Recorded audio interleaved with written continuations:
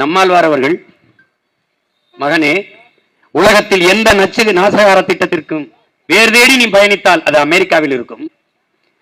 தமிழ்நாட்டில் எந்த நச்சு திட்டம் நாசகார திட்டத்திற்கு வேறு தேடி போனாலும் அது கருணாநிதி வீட்டில் அவர் கையெழுத்தில் இருக்கும். அதான் திமுக திராவிடம். எந்த திட்டம் நீ என்கிட்ட ஒண்ணு சொல்லு. ஸ்டெர்லைட் திமுக அதிமுக தெரியாம வந்துருச்சா? திணிச்சது யாரு? காங்கிரஸ் பிஜேபி. அவங்களுக்கு தெரியாம வந்துருச்சா? இல்ல. இந்த ரெண்டு கட்சிக்கு தெரியாம அணு உலை நடப்பட்டுச்சா? நடப்பட்டுச்சா? மீத்தேன் ஈத்தேன் நான் தான் கையெழுத்து போட்டேன்னு அவரே ஒத்துக்கிட்டாரு. ஐயா ஸ்டாலின். மீத்தேன் ஈத்தேனை நானும் அண்ணன் பள்ளிமாணிக்கம் சேர்ந்துதான் கொண்டு வந்தோம். எங்க ஐயா டிஆர் பாலே பெருமையா பேசிட்டாரு. எல்லா திட்டமும் எதிர்த்து போடுற நீட் கொண்டு வந்தது யாரு? காங்கிரஸ். கூட இருந்து கும்மி அடித்தது யாரு? திமுக. ஜிஎஸ்டி கொண்டு வந்தது யாரு? காங்கிரஸ். கூட இருந்து கையெழுத்து விட்டு கொண்டாடியது யாரு? நம்ம திமுக. எண்ணெயை கொண்டு வந்தது யாரு? காங்கிரஸ். கையெழுத்திட்டு வரவேற்றது யாரு? இதே திமுக. ஒன்னு கண்டிட்டே வா சொல்றேன் நான். எண்ணெய்க்கு முதலா தென்னகத்தில் தென் மாநிலங்கள்ல அலுவலம் வைக்க திறந்து விட்டது யாரு? ஐயா ஸ்டாலின். இவங்கள மாறி ஒரு கொடுமைக்காரங்களை நீ உலக வரலாற்றில் செலுத்திடுவ. உன் கண் முன்னே லட்சக்கணக்கான உன் இனச்சந்தங்களை கொண்டு விட்டது காங்கிரஸ். கூட நின்று அந்த துரோகத்திற்கு துணை நின்றது திராவிட முன்னேற்ற கழகம் திமுக. 1,70,000 மக்கள் சட்டத்தை பற்றிய கவலைப்படாத இந்த கட்சிகள் இந்த 80 பேர் சாராய குடிச்சத்தை பற்றிய கவலைப்பட போகுது. இந்த சாவுக்கு ஐயா ராகுல் காந்தியினுடைய வருத்தம் என்ன? ஐயா மோடியாவின் வருத்தம் என்ன? இதே சாவு குஜராத்தில், பீகாரில், அல்ல மத்திய பிரதேசத்தில், உத்தரப்பிரதேசத்தில், ராஜஸ்தானில் என்ன நடந்திருக்கு நினைக்கிறீங்க? நம்மள மனிதனாவே மதிக்க மாட்டான். ஏன் தமிழ் தேசிய அரசியல் பேசுற உங்க பிள்ளைகள் ஏன் தேவைப்படுது? இந்த அரசியலின் வளர்ச்சியை எவனும் தடுக்க முடியாது. ஏன்? இது காலம் பிரசவித்தது, வரலாறு கையளித்த கடமை. இந்தியா ஒரே நாடு என்றார்கள், ஒரே தேர்தல் என்றார்கள், ஒரே ரேஷன் நாடு என்றார்கள், நாம் இந்துக்கள் என்றார்கள், தேசிய நீரோட்டத்துக்கு கரையுங்கள் என்றார்கள், எல்லாம் சொன்னார்கள். ஒரே வரி என்றார்கள், எல்லாம் ஒரே நாடு, ஒரே ரேஷன் நாடு, எல்லாம் நாம் இந்தியர் என்றார்கள், நம்பினோம். ஆனால் ஒரிசாவை ஒரு தமிழ் மகன் நம் உறவினன் கார்த்திகேய பாண்டியன் ஆளல. ஆள்வதற்கான வாய்ப்பு இருக்குது. நவீன் பட்நாயக்கு அப்புறம் ஒரு தமிழன் கார்த்திகேய பாண்டியன் ஒரிசாவின் முதலமைச்சர் ஆவாரா என்று எதிர்பார்ப்பு ஆவதற்கான வாய்ப்பு, அவ்வளவுதான்.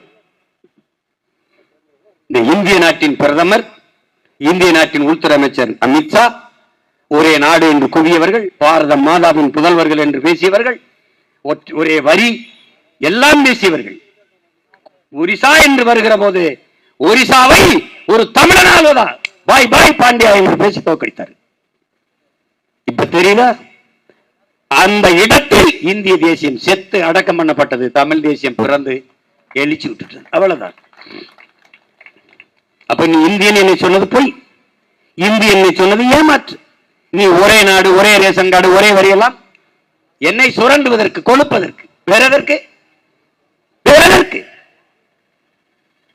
ஒரிசாவை தமிழன் ஆளக்கூடாது என்றால் நீ இந்தியன் என் நிலத்துக்குள்ள நுழையக்கூடாதுடா. இதாண்டா என் கோட்பாடு. எங்க நீ வென்று காட்டு பிஜேபி.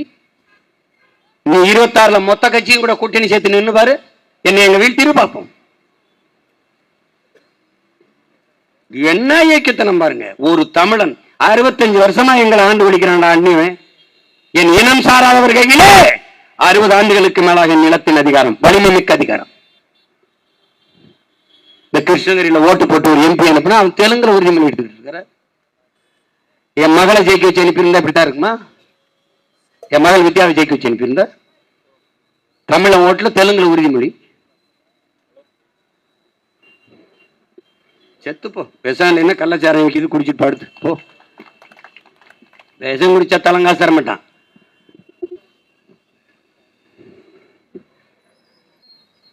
இனிமேலாவது மான தமிழ் மக்கள் விழித்துக் கொள்ளணும்.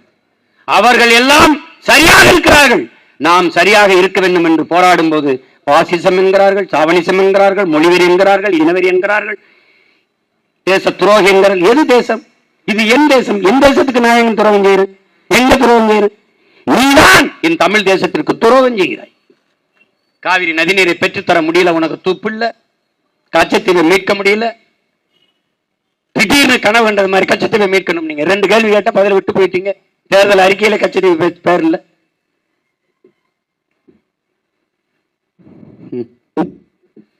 எல்லாத்தையும் விட எங்களை சாதி மதத்துக்கு ஓட்டு போடு, எங்களை சாகடிச்சிரு. எங்களை சாகடிச்சுட்டு நீ எதுக்கு வேணாலும் ஓட்டு போட்டு போ.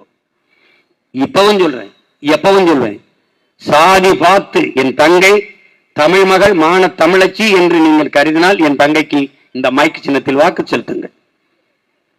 இந்த சாதிக்காரி என்று நீங்கள் கருதினால் சாதி பார்த்து போடுவதா இருந்தால் போட்டு விடாதீர்கள். உங்கள் ஓட்டு எங்களுக்கு தீட்டாகிவிடும். நாங்கள் ஏற்றுக்கொண்ட கொள்கை கோட்பாட்டுக்கே அது எதிரானது. உலகத்தில் உயர்ந்த மனிதன் யார்? உயர்ந்த மனிதன் யார்? எவன் கீழே விழுந்து கிடக்கிறானோ அவனை தூக்கிவிட எவன் குனிகிறானோ அவன்தான் உலகத்திலே உயர்ந்த மனிதன் என்கிறார். தாழ கிடப்பவனை தற்காத்து நிற்பதே தர்மம் என்கிறார் தாத்தா வைகுந்தர் அவர்கள். அப்படி விழுந்து கிடக்கிற தமிழ் தேசிய இன பிள்ளைகளை குனிந்து தூக்குவதற்கு குனியுங்கள். நீங்க தான் உலகத்திலே உயர்ந்த பெருமக்கள். நிற்பது எங்களுக்காக அல்ல, என் தமிழ் மீதும் என் தலைவின் மீதும் ஆணையிட்டு சொல்கிறேன், உங்களுக்காக. உங்களுக்காகவும் இல்லை, உங்கள் வருங்கால சந்ததியினருக்காக, எனக்கும் பின் வருகிற என் தம்பி தங்கைகளுக்காக. அவர்களுக்காக தான் இந்த மூச்சை பேச்சாக்கி இப்படி கத்திக் கொண்டிருப்பது காரணம் அதுதான்.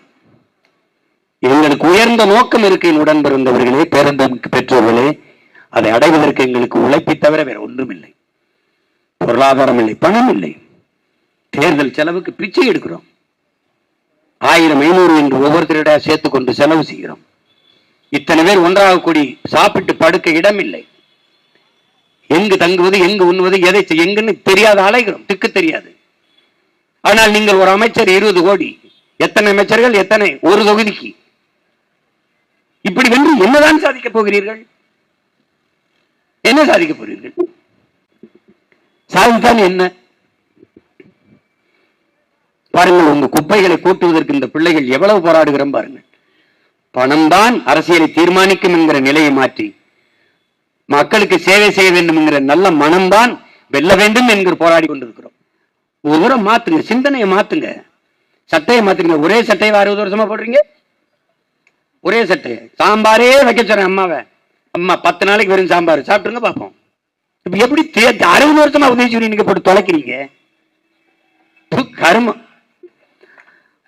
உதயசூரியன் வருகிறார், வருவார், விடியும் அவர் வீட்டுக்கு, நாட்டுக்கு